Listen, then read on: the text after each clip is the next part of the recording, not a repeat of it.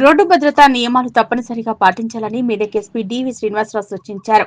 కౌడిపల్లి మండల పరిధిలోని రైలాపూర్ గ్రామంలో శనివారం పోలీస్ శాఖ ఆధ్వర్యంలో అరైవ్ అలైవ్ రోడ్డు భద్రత అవగాహన కార్యక్రమం ఘనంగా నిర్వహించారు.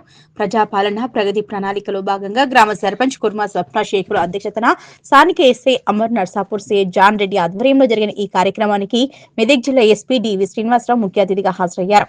ఈ సందర్భంగా ఎస్పీ మాట్లాడుతూ చిన్నపాటి నిర్లక్ష్యమే ప్రాణాంతక ప్రమాదాలకు దారితీస్తుందని, రోడ్డు ప్రమాదాల వల్ల కుటుంబాలు ఆర్థికంగా మానసికంగా తీవ్ర ఇబ్బందులు ఎదుర్కొంటాయన్నారు. ప్రతి ఒక్కరూ హెల్మెట్ ధరించడం, ట్రాఫిక్ నిబంధనలు పాటించడం ద్వారా సురక్షితంగా ఉండవచ్చన్నారు. మైనర్ పిల్లలకు వాహనాలు ఇవ్వవద్దని తల్లిదండ్రులకు హెచ్చరించిన ఎస్పీ ప్రమాదం జరిగినప్పుడు వెంటనే స్పందించి 108 కు సమాచారం అందించాలన్నారు. గాయపడిన వారిని సమీప ఆసుపత్రికి తరలించిన వారికి ప్రభుత్వం తరపున 25,000 నగదు ప్రోత్సాహకం అందజేస్తామన్నారు. కార్యక్రమానికి ముందు రైలాపూర్ గేట్ నుంచి గ్రామస్తులు యువకులతో భారీ బైక్ ర్యాలీ నిర్వహించారు. చేతుల్లో ప్లకార్డులు పట్టుకుని రోడ్డు భద్రతపై అవగాహన కల్పించారు. అనంతరం ఎల్ఈడీ టీవీ ద్వారా రోడ్డు ప్రమాదాల నివారణపై వీడియో ప్రదర్శించారు. ప్రాథమిక పాఠశాలలో ఎస్పీ శ్రీనివాసరావు మొక్కలు నాటారు. Narsapur CI John Reddy, Toopran DSP Narender గౌడ్లు మాట్లాడుతూ కౌడిపల్లి మండలంలో జాతీయ రహదారి ఉండడంతో ప్రమాదాలు అధికంగా జరుగుతున్నాయని, ప్రమాద ప్రదేశాల్లో సేఫ్టీ బోల్డర్స్ ఏర్పాటు చేసినట్లు తెలిపారు. 2024తో పోలిస్తే 2025లో రోడ్డు ప్రమాదాల మరణాలు 61 తగ్గినట్లు వెల్లడించారు. డీడబ్ల్యూఓ హేమా భార్గవి మాట్లాడుతూ నిర్లక్ష్యం, మద్యం సేవించి నడపడం, డ్రైవింగ్ లో పోటీతత్వంతోనే ప్రమాదాల సంఖ్య పెరుగుతుందన్నారు. నిబంధనలు పాటిస్తే ఎలాంటి ప్రమాదాలు జరగవన్నారు. అనంతరం అతిథులను పంచాయతీ పాలక వర్గ సభ్యులు, గ్రామ పెద్దలు, యువజన సంఘాల నాయకులు శాల్వాతో సత్కరించారు. గ్రామ శివారు వరకు డివైడర్ ఏర్పాటు చేయాలని ఎస్పీ శ్రీనివాసరావుకు మెమోరాండం అందజేశారు. ఈ కార్యక్రమంలో ఎంపీడీఓ శ్రీనివాస్, తహసీల్దార్ కృష్ణ, సంగీత, ఏపీఎం సంగీత, ఉప సర్పంచ్ సంతోష్, పోలీసు అధికారులు, గ్రామస్తులు, యువకులు, మహిళలు పెద్ద సంఖ్యలో పాల్గొన్నారు. అట్లాగే మన రాష్ట్రానికి వస్తే 7,000 నుంచి 8,000 మంది చనిపోతున్నారు.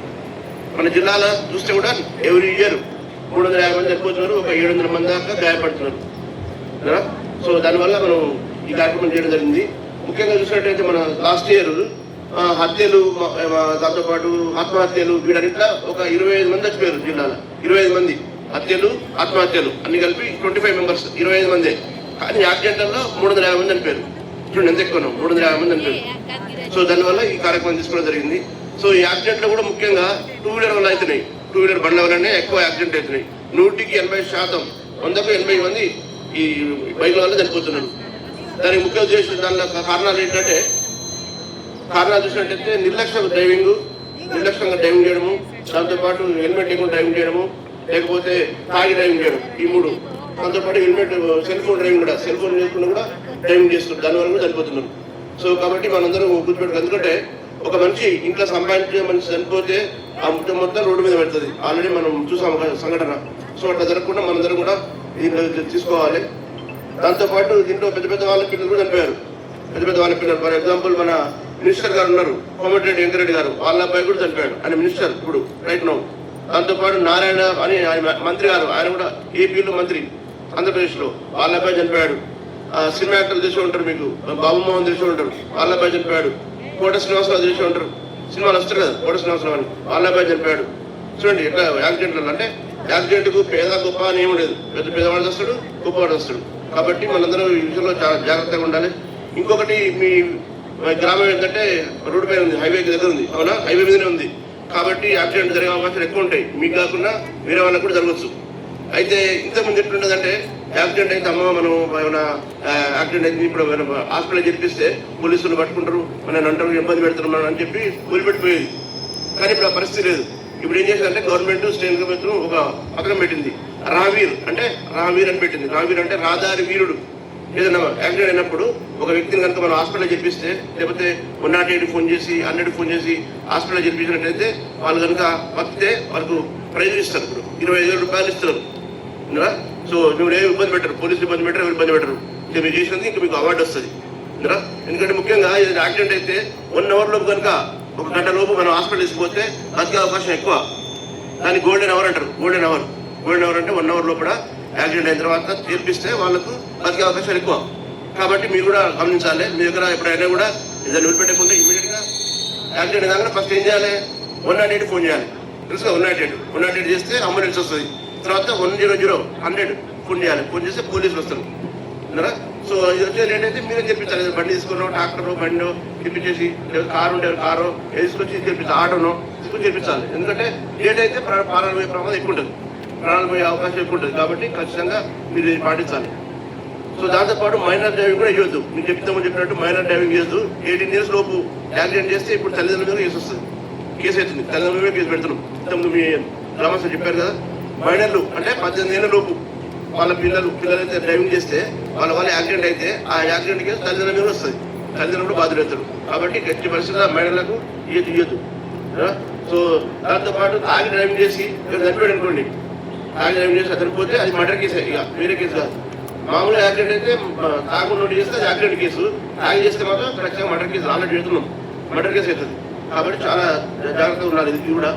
సో దాంతోపాటు ఓవర్ స్పీడ్ కానీ లేకపోతే ఈవెన్ కార్లు ఉంటే కూడా వీళ్ళు కార్లు కూడా సీట్ బెల్ట్ పెట్టుకోవాలి. అందరూ సీట్ బెల్ట్, నలుగురు సీట్ బెల్ట్ పెట్టుకోవాలి. సీట్ బెల్ట్ ఉంటాయి దానికి. ఉంటే ఏమైందంటే సీట్ బెల్ట్ పెట్టుకుంటే ఒక యాక్సిడెంట్ అయితే దానికి ఎయిర్ బ్యాగ్స్ ఉంటాయి, ఎయిర్ బ్యాగ్స్ అవి ఓపెన్ అయితే చనిపోయే అవకాశం తక్కువ ఉంటుంది. కాబట్టి అవి కూడా ఖచ్చితంగా కారు సీట్ బెల్ట్ పెట్టుకోవాలి. హెల్మెట్ కూడా ఇద్దరు పెట్టుకోవాలి, ఒకటి పెట్టుకుంటే సరిపోదు. ఒకటి పక్క వెనక కూర్చుని అనుకోండి, వెనక వేరే అతను కూర్చుంటే అతను పెట్టుకోవాలి, ఇద్దరు పెట్టుకోవాలి. ఒకటి అయితే ఇంకోటి పడిపోతుంది, వేరే కూడా పెడతారు కదా, వెనుకోటి కూడా పడిపోతారు కదా, కానీ నాకు ప్రమాదం ఉంటుంది. కాబట్టి ఇద్దరు కూడా పెట్టుకోవాలి. సో ఈ రోజు నుంచి మీరు అందరు పిల్లలు చెప్పండి, మీ పిల్లలు కానీ మీ హస్బెండ్లు పిల్లలు మీ ఎవరు ఉంటే కూడా వాళ్ళ ఇంటి పరిస్థితుల్లో హెల్మెట్ లేకుండా పోలేదు బయటికి. నాకైతే అనుకోవద్దు మళ్ళీ అయ్యే కదా, మీరు కూడా నేను 10 మంది చనిపోయారు, ఇప్పుడు చెప్తారు 20 మంది చనిపోయారు. మీరు ఎక్కడో కాదు, మనకే అవుతుంది. ఎన్నిసార్లు వేస్తే యాక్సిడెంట్స్, ఎన్నిసార్లు 7 సార్లు వస్తుంది. ఎప్పుడు చూసుకోవాలి, మన దాకా రావద్దంటే మనం ఇవన్నీ పాటించాలి. ఇవన్నీ కూడా డ్రంక్ అండ్ డ్రైవ్ చేయొద్దు, హెల్మెట్ పెట్టుకోవాలి, స్పీడ్ నడవద్దు. ఇవన్నీ మీరు నడిచినప్పుడు కూడా రోడ్డు దాటినప్పుడు కూడా చూసుకొని స్టార్ట్ చేయాలి. దాంట్లో రోడ్డు దాటేటప్పుడు మీ పొలాలు అటు పొలాలు మీ అటు పొలాలు అది కూడా చూసుకోవాలి. రెండు చూసుకొని ట్రావెల్ చేయాలి, అవసరం లేదా చూసుకొని జాగ్రత్తగా చేయాలి. రోడ్డు చేస్తే క్రాస్ చేస్తే కూడా చనిపోయి చాలా ఉన్నాయి కేసులు, మీ దగ్గర ఉన్నాయి రోడ్డు క్రాస్ చేస్తుంటే కూడా. కాబట్టి మీరు కూడా చూసుకొని జాగ్రత్తగా చేయాలి. ఇవన్నీ పాటిస్తుంటే మనం తగ్గగలుగుతాం. మనం ఎంతమంది చెప్పినట్టు లాస్ట్ ఇయర్ కంటే మనకి ఇయర్ 24 కంటే 25, 50 దగ్గర 61 మరణాలు దగ్గర మన దగ్గర మనం తీసుకున్న చర్యల వల్ల. డ్రంక్ డ్రైవ్ చేసి చేయడము, ఫైన్ చేయడము, లేకపోతే అన్ని రకాలు చేయడం వల్ల తగ్గినాయి. ఈ సంవత్సరం కూడా ఇంకా తగ్గించాలి. రాను మన మెదక్ జిల్లాలో ఒకటి ఉండదు, జీరో యాక్సిడెంట్ కావాలి, ఎవరి ప్రాణాలు పోదు. అంతే కదా. ఇంతకుముందు అంటే పూర్వకాలం ఎట్లుంటుందంటే కొన్ని రోగాలు వచ్చి చనిపోవాలి, పెద్ద రోగాలు, కలరా అని చెప్పి, మసూచి అని చెప్పి ఇవన్నీ ఉండొచ్చు. పాతకాలంలో అన్ని చనిపోయారు, ఊరంతా కొట్టుకుపోయేది, చనిపోయారు. అప్పట్లో ఒక 60-70 ఏళ్ల క్రితం ఊరంతా పోయేది. కానీ ఇప్పుడు ఆ పరిస్థితి లేదు కదా. అన్ని మందులు పెట్టారు. ఎవరు కరోనా కూడా మనం చేయించాం, కరోనాను కూడా చేయించాము, మందులు పెట్టారు, టీకా తీసుకున్నారు కదా, టీకాలు వేసుకున్నా లేదా కరోనాకి. సో అవి వేసుకోగలం, అన్ని బాగానే ఉన్నాయి. అట్లా బతుకుతున్నాం కానీ ఇట్లా చనిపోతున్నాం. మన నిర్లక్ష్యమే. మనం విధిరాత అనుకుంటాం, విధిరాత అయ్యో దేవుడు అట్లా చేసినా అట్లా ఏం లేదు, మనం చేయబట్టే అవుతున్నది. మన నిర్లక్ష్యం 100% నిర్లక్ష్యం వల్ల అవుతున్నాయి కదా. రోడ్డు బాగాలేక, లైట్ బాగాలేక అది 2%, 100కి 2 అవుతున్నట్టు కేసులు. 98 కేసులు, 100కు 98 కేసులు మన నిర్లక్ష్యం వల్ల అవుతుంది. సో 100% మన నిర్లక్ష్యం వల్ల అవుతున్నాయి. ఇవన్నీ పాటించాలి. ఇక్కడికే పోతున్నా నేను రోడ్డు పోతే హెల్మెట్ వేసుకుంటాను, లేకపోతే ఇక్కడ నుంచి ఇంకా రోడ్డు మీద ఎందుకు హెల్మెట్ అనుకోవద్దు. ఇక్కడ రోడ్డు లేదా, రాళ్ళు లేవా, ఇక్కడ లేవా, రాళ్ళు రబ్బర్లే కదా, కింద పడితే తలకాయ పోతే అవుట్ అవునా కదా. సో హెల్మెట్ పెట్టుకుంటే కనీసం యాక్సిడెంట్ అయితే తల తగినకుండా మిగతా కాలు చేతులు తిరిగినా మనిషి మంత్రం పడతాడు, బతుకుంటాడు. తల జరిగితే మాత్రం ఖచ్చితంగా అవుట్ అవుతాం. కాబట్టి మీరు ఇంతకుముందు డిఎస్పీ గారు చెప్పినట్టు మీరు అంతా ప్రతిజ్ఞ చేయాలి. 80% హెల్మెట్ లేకుండా ఎవరిని తిరగనీయం అని చెప్పి ప్రతిజ్ఞ చేసుకొని చేస్తే మనకు మరణాలు దక్కుతాయి. చేస్తారా మీరు అందరూ? చేస్తారా లేదా? క్షేమంగా రావాలన్నా వద్దా? బయటికి పోయిన వాళ్ళు క్షేమంగా రావాలి కదా. సో రావాలంటే ఇవన్నీ పాటించాలి. ఎక్కువ మనకు బండ్లే ఉంటాయి, కార్లు తక్కువ కదా, మన దగ్గర కార్లు తక్కువ ఉంటాయి కదా, బండ్లే ఉంటాయి. కాబట్టి ఖచ్చితంగా హెల్మెట్ పెట్టుకోవాలి, ముందు పెట్టుకోవాలి, హెల్మెట్ పెట్టుకోవాలి. ఏమంటారు? మీరు చేయాలి. ఎవరి కుటుంబం వాళ్ళు చేసుకోవాలి. మీ కుటుంబం మీరు చేసుకోండి, వాళ్ళ కుటుంబం వాళ్ళు చేసుకుంటాం. ఎవరి వాళ్ళు చూసుకోవాలి కదా. చూసుకొని చేయగలిగితే మనం తగ్గించగలుగుతాం. ఓకే సార్, ఈ అవకాశం అందరికీ ధన్యవాదాలు చేసుకుంటూ సార్ ఇక్కడికి ప్రత్యక్షంగా రావడం వల్ల ఇవాళ మనము ఈ గ్రామస్తులు అందరం కలిసి ఒక హామీ ఇవ్వబోతున్నాం. సార్ ఇప్పటిదాకా జరిగింది ఒక లెక్క, ఇవాళ మీ రాకతోటి మా ఊర్లో ఒక మార్పు రావాలి అన్న ఉద్దేశంతో మొగులమ్మ లాంటి పరిస్థితి అది ఇంకే కుటుంబానికి రావద్దన్న హామీతోటి మనం ఇవాళ ఈ కార్యక్రమాన్ని సారు తర్వాత మనకు కలెక్టర్ మేడంకి వాళ్ళకి ఖచ్చితంగా గ్రామస్తులందరము మనం హామీ ఇవ్వాలన్న ఉద్దేశంతో ఈరోజు ఈ కార్యక్రమాన్ని అరేంజ్ చేయడం జరిగింది.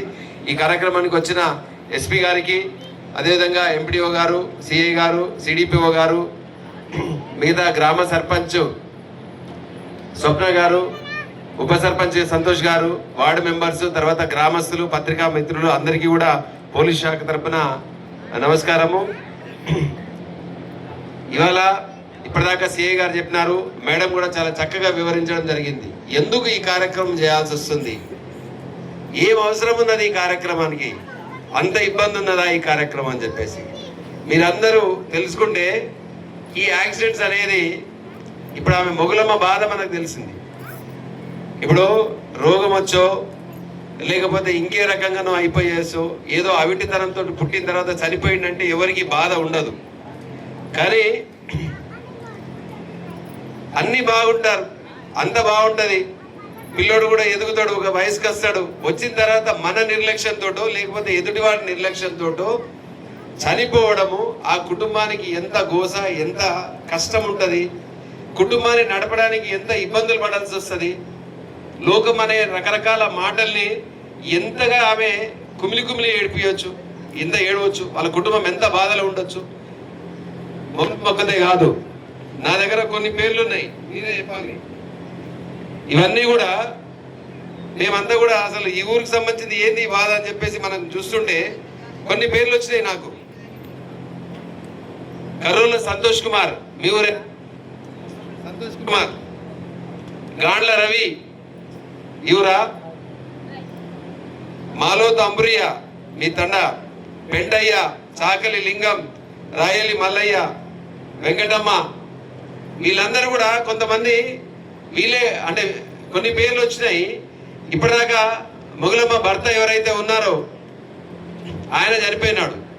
2010 నుంచి ఇప్పటిదాకా మీ ఊర్లో 20 మంది చనిపోయినారు, మీ ఊరోళ్ళే. ఇక్కడ జరిగే యాక్సిడెంట్లు వేరు. 38 మందికి దెబ్బలు తగిలినాయి. అంటే ప్రతి సంవత్సరం ఒక ఇద్దరు అయితే మినిమం చచ్చిపోతున్నారు, ప్రతి సంవత్సరం ఒక ఇద్దరు చనిపోతున్నారు. అంటే మనం ఏంటంటే ఏదో మనం చూస్తారు కదా, అంటే ఏదో మిగతా వరకు ఏదో బలిచ్చినట్లు అయిపోతున్నది. ఇది ఎవరు ఇస్తున్నారు, ఏదో దేవుడు తీసుకుపోతున్నాడు అని కాదు, కేవలం మన నిర్లక్ష్యంతో కూడా అయిపోతుంది. మన నిర్లక్ష్యం, కొన్నిసార్లు ఎదుటి వాళ్ళ నిర్లక్ష్యం. దీనికి ఎక్కడో ఒక దగ్గర ఫుల్ స్టాప్ పట్టాలి. ఈ 10 ఏళ్లలో 20 మంది ఇళ్లలో దీపాలు ఆరిపోయినాయి. మరి దానికి ఎవరు బాధ్యులు? ఎక్కడ మార్పు రాదా? ఇవాళ ఒకరి ప్రాణం విలువ ఎంత ఉంటుంది? మీ ప్రాణం విలువ ఎంత ఉంటుంది? ఎంత ఉంటుందా మీ ప్రాణం విలువ? ఏదో చెప్తామా మనం? ప్రాణానికి ఏమైనా విలువ ఉంటుందా? 1 కోటి రూపాయలు ఉంటుందా? 2 కోట్లు ఉంటుందా? 3 కోట్లు, 10 కోట్లు, 100 కోట్లు, 1000 కోట్లు? 1000 కోట్లు ఇచ్చినా కూడా ఇవాళ మొగులమ్మ భర్తను మనం తీసుకొని రాగలుగుతామా? ముఖేష్ అంబానీ మన దేశంలో అత్యంత ధనవంతుడు. ప్రపంచంలోనే ఆయన 10 మంది ధనవంతులు ఉంటే ఆ ధనవంతులు ఒకడు. మన దేశంలో నంబర్ 1 ధనవంతుడు. ఆయన మొత్తం ఆస్తి మొగులమ్మకి రాసిచ్చినా కూడా ఆమె భర్తను తీసుకురాగలుగుతామా? ఆ పిల్లలకు తండ్రిని తీసుకురాగలుగుతామా? ఆ తల్లికి భర్తను తీసుకురాగలుగుతామా? ఆ తల్లిదండ్రులకు ఒక కొడుకుని తీసుకొని రాగలుగుతామా? తీసుకొని రాలేం. కానీ నా ఫోన్ ఉంది, ఈ ఫోన్ విలువ ఎంత? ఒక 20,000 30,000 ఉంటుంది. ఫోన్కి దీనికి ఒక ఫోన్ కేసు వేస్తాము, దీనికి ఒక 500 రూపాయలు పెట్టి ఒక స్క్రీన్ గార్డ్ కొంటాము. దీన్ని చాలా కింద పడితే ప్రాణం పోయినట్టు గిలిగిలా కొట్టుకుంటాం, బా నా ఫోన్ పోయింది, నా ఫోన్ పోయిందని. కానీ మన ప్రాణాలను మాత్రం లెక్క పెట్టుకోము. మన ప్రాణాలను లెక్క పెట్టుకోము. హెల్మెట్ పెట్టుకోవాలనే ఆలోచన ఉండదు, కార్లు నడిపితే సీట్ బెల్ట్ పెట్టుకోవాలనే ఆలోచన ఉండదు. నేను తాగి నడుపుతా, ఏం కాదు, ఇంతకుముందు మేడం అన్నట్లు నేనంత ఫుల్ బాటిల్ వేసినా కూడా నేను కరెక్ట్ గట్టిగా నడుపుతా, నేను గట్టిగా ఉంటా అన్న ఒక ఓవర్ కాన్ఫిడెన్స్ తోటి నడుపుతాము. అవసరమైతే ముగ్గురిని కాదు 4 ఎక్కించుకో, నా బండి చాలా గట్టిది, నేను బాగా నడుపుతా అన్న అపనమ్మకము. నేను ఎట్లనైనా పోతా, కట్లు కొట్టుకొని పోతా, నేను ఆపోజిట్ గా పోతా, నాకేం కాదు అన్న ఇదొక మీ ఓవర్ కాన్ఫిడెన్స్. ఇవన్నిటి ఈ నిర్లక్ష్యాల వల్లే ఇవాళ ఏంటంటే ఇన్ని చావులు ఈ ఊర్లో అయినాయి, ఇన్ని చావులు అయిపోయినాయి. కాబట్టి ఇదంతా కూడా గుర్తుపెట్టుకోవాలి. మనం ఇక్కడ మనం ఎక్కడైతే దీనికి ఒక ముగింపు పలకాలి. కాబట్టి అందరూ కూడా మీరు ఇవాళ నుంచి ఇది ఒక్కటే కాదు, కేవలం మీకు చెప్తున్నాము, కానీ చట్టపరంగా కూడా చాలా కఠినంగా ఉన్నారు. తాగి నడిపినోడికి 10,000 రూపాయలు ఫైన్ పడుతుంది, కోర్టులు జైలుకు పంపిస్తున్నాం మేము. ఎస్పీ గారు వచ్చిన తర్వాత రోడ్డు భద్రత మీద నేను ఒక చిన్న ఎగ్జాంపుల్ చెప్తా. సార్ వచ్చిన తర్వాత ఎంత మార్పు వచ్చింది అని చెప్పేసి. సార్ ఎస్పీ గారు చార్జ్ తీసుకుని 5 సంవత్సరం వచ్చినారు. 2024 సంవత్సరంలో మన మెదక్ జిల్లాలో 350 మంది యాక్సిడెంట్లలో చచ్చిపోయినారు. యాక్సిడెంట్లలో 350 మంది మన మెదక్ జిల్లా మొత్తంలో చచ్చిపోయినారు. సార్ వచ్చిన తర్వాత ఇట్లాంటి కార్యక్రమాలు పెట్టి అందరినీ కూడా వాళ్ళకు చైతన్యం తీసుకొని వచ్చేసి గట్టిగా చట్ట ప్రకారం వాళ్ళని తగిన శిక్షలు, తర్వాత ఈ డ్రంక్ అండ్ డ్రైవ్ అంటే తాగిన వాళ్ళకు శిక్షలు వేయడం, ఇలాంటివన్నీ వాళ్ళకు కోర్టుకు పంపడం, ఇవన్నీ చేయడం వల్ల 2025 సంవత్సరం వచ్చే వరకు మొత్తం 289 మంది మాత్రమే చచ్చిపోయినారు. అంటే ఒక 61 మందిని చనిపోకుండా సార్ ఆపగలిగిండు. ఇది మంచి పనే కదా? అవునా కదా? చెప్పండి అమ్మా. ఎవరో తెలియదు కానీ ఆ 61 మంది ఇళ్లలో దీపాలు ఆరిపోకుండా సార్ చూడగలిగిండు. అంటే ఒక అధికారి, అంటే అధికారి ప్రయత్నము, ఆ ప్రయత్నంలో మీ అందరి కృషి, మీ అందరి అంటే సపోర్ట్, మీ సపోర్ట్ లేకుండా కాదు కదా. ఇప్పుడు సార్ వచ్చి చెప్తున్నాడు, ఇంత దూరం సార్ వచ్చినారు, ఒక జిల్లా ఎస్పీ ఇక్కడ వచ్చినారు, మేమందరం కూడా ఆఫీసర్లం, MRO, MPDO, CI, DSP, SI అందరం మేము వచ్చినాము. మేము ఎంత చెప్పినా కూడా మీరు పాటించకుండా ఏమైనా విలువ ఉంటుందా? మీరు పాటించకుండా ఏమైనా సాధ్యమవుతుందా? ఇట్లా సార్ ప్రయత్నము మా అందరినీ ముందరికి నడిపించేసి మీ అందరితోటి చెప్పేయడం వల్ల 61 మరణాలు తక్కువ చేయగలిగిండు. అంటే ఒక అధికారి ఆలోచన చేసిండు. నేను అదే అంటున్నా, మీ గ్రామంలో 1000 జనాభా ఉన్నది, మీరు కూడా ఎందుకు ఆలోచన చేయరు? ఎందుకు ఆలోచన చేయరు? మన ఊర్లో నుంచి కూడా ఇంకొక చావు రావద్దు. సరే, భగవంతుడు మనకు వేరే రకంగా మనకు ఏదో అయ్యేది ఉంటుంది, అది వేరే విషయం. కానీ మన నిర్లక్ష్యంతో ఇంకొక చావు మన ఊర్లో నుంచి జరగవద్దు. హెల్మెట్ లేకుండా మన ఊరు నుంచి ఇంకెవరిని మనం బయటికి పోనీయము. సీట్ బెల్ట్ లేకుండా ఎవరిని పోనీయము. హెల్మెట్ లేకుండా ఎవరైనా బండి నడిపితే వారి బండి నేను ఎక్కను. ఇంట్లో మీరందరూ తల్లులు మీరందరూ ఉన్నారు, మీ భర్తలు కానీ, మీ పిల్లలు కానీ, మగపిల్లాడు కానీ, ఆడపిల్ల కానీ ఎవరైనా హెల్మెట్ లేకుండా పోతుంటే బండి తాళం చేయి తీసుకొని దగ్గర పెట్టుకోండి. హెల్మెట్ పెట్టుకుంటావా? బండిది లేకుంటే దియ్యకు. కారు నడుపుతుంటారు, కారు పక్కన కూర్చుంటారు, సీట్ బెల్ట్ పెట్టుకోలేడు, కారు రప్పున దిగండి కిందికి. నేను నడవను, నేను రాను, నేను కారు ఎక్కను. నువ్వు సీట్ బెల్ట్ పెట్టుకో, నేను ఎక్కుతా. హెల్మెట్ పెట్టుకో, నీ బైక్ ఎక్కుతా, నీ వెనక కూర్చుంటా, లేకుంటే నేను కూర్చోను. ఎందుకంటే నేను ముండమోపాలని అనుకోవట్లేదు, లేకపోతే నా కొడుకు చచ్చిపోవాలని నేను అనుకోవట్లేదు. ఏం కాదు తల్లి, కొన్ని కఠినమైన సరే కొన్ని కఠిన నిర్ణయాలు తీసుకోవాలా. ఎందుకంటే మీ ఇల్లు బాగుపడుతుంది, మీ ఇంట్లో దీపం నిలబడుతుంది. కాబట్టి ఇది ఖచ్చితమైన నిర్ణయం. ఒట్టేపించుకుంటారా, ఏం చేస్తారా? మీ మీద ఒట్టేపిస్తారా, దేవుని మీద ఒట్టేపిస్తారా, పిల్లల మీద ఒట్టేపిస్తారా? కానీ ఇది మాత్రం ఖచ్చితంగా మీరు చేయాల్సిన విషయము. సార్ ప్రయత్నం చేసిండు, ఈసారి కూడా ఇంకా మరణాలు తక్కువ అవుతాయి. ఎందుకంటే మిమ్మల్ని ఊరూరికి ఒక జిల్లా అధికారి కూడా ఊరూరికి వచ్చిండు, మమ్మల్ని అందరినీ కూడా తీసుకొని వస్తున్నారు. అంటే ఇది ఒక ఎంత ప్రయత్నం. రాష్ట్రం మొత్తం కూడా ఇది జరుగుతున్నది. రాష్ట్రం మొత్తం కూడా ప్రతి సంవత్సరం, ప్రతి రోజు, ప్రతి 3 నిమిషాలకు ఒకరు ఎక్కడో ఒక దగ్గర చచ్చిపోతున్నారు. ప్రతి 3 నిమిషాలకు ఎక్కడో ఒక దగ్గర చచ్చిపోతున్నారు. కాబట్టి దీన్ని ఆపాల్సిన అవసరం ఎంతైనా ఉంది. కాబట్టి అది మన దగ్గర నుంచి జరగాల. ఇవాళ మనము సర్పంచ్ గారు, తర్వాత మీ గ్రామస్తులందరి సహకారంతో ఇవాళ ఒక తీర్మానం కూడా వాళ్ళు చదివినరు, మాకు కూడా చెప్పినరు. ఎస్ఐ గారు, సిఐ గారు ఈ గ్రామస్తులను, గ్రామ పెద్దల్ని చేస్తే, సార్ మేము ఖచ్చితంగా మేము మీ ఏదైతే మీ ప్రయత్నం ఉందో దానికి మేము అండగా ఉంటాము, మేము మీకు సపోర్ట్ చేస్తాము. ఖచ్చితంగా మేము మా ఊర్లో మేము యాక్సిడెంట్ తక్కువ చేసుకునే ప్రయత్నం చేస్తామని చెప్తున్నాం. మేము మీకేం ప్రామిస్ చేస్తున్నాము, మీ ఊర్లో కేవలం హెల్మెట్లు పెట్టడమే కాదు, లైసెన్స్ లేని వాళ్ళకు కూడా లైసెన్స్లు ఇప్పించే ప్రయత్నం చేస్తాం. ఎవరికైతే లైసెన్స్లు, ఈ ఊర్లో వెహికల్ నడుపుతున్నాడు ఎవడు కూడా లైసెన్స్ లేకుండా ఉండడానికి వీల్లేదు. మేమే అప్లికేషన్లు అన్ని కూడా తీసుకుంటాం, ఆర్టీఓ తోటి మాట్లాడేసి ఆర్టీఓ దగ్గర ప్రాసెస్ అదంతా కూడా అప్లికేషన్ నింపించడము, ప్రాసెస్ చేయడం, చేపించేసి అందరికీ 100% లైసెన్సులు ఉండేటట్లు చేస్తాం. ఇన్సూరెన్స్లు కూడా అందరు కట్టుకోవాలా. ఇన్సూరెన్స్లు ఖచ్చితంగా, ఏది వెహికల్ ఇన్సూరెన్స్లు ఇట్లాంటివి కూడా కట్టుకోవాలా. మీకు ప్రమాదమైన, అవతలలో ప్రమాదమైన కూడా ఇన్సూరెన్స్ ఉండడం వల్ల అది మనకు ఇబ్బంది ఉండదు, నష్టం జరగదు. ఇక్కడ నేను ఒక ఎగ్జాంపుల్ చెప్తా. ఇదే కౌడిపల్లిలా మా హోంగార్డ్ ఒక ఆయన, ఆ ఇన్సూరెన్స్ లేదు ఆయనకి. ఇక్కడ బస్ యాక్సిడెంట్ జరిగింది, చనిపోయిండు, ఆయనకు లేదు. లేకపోవడం వల్ల ఏంటంటే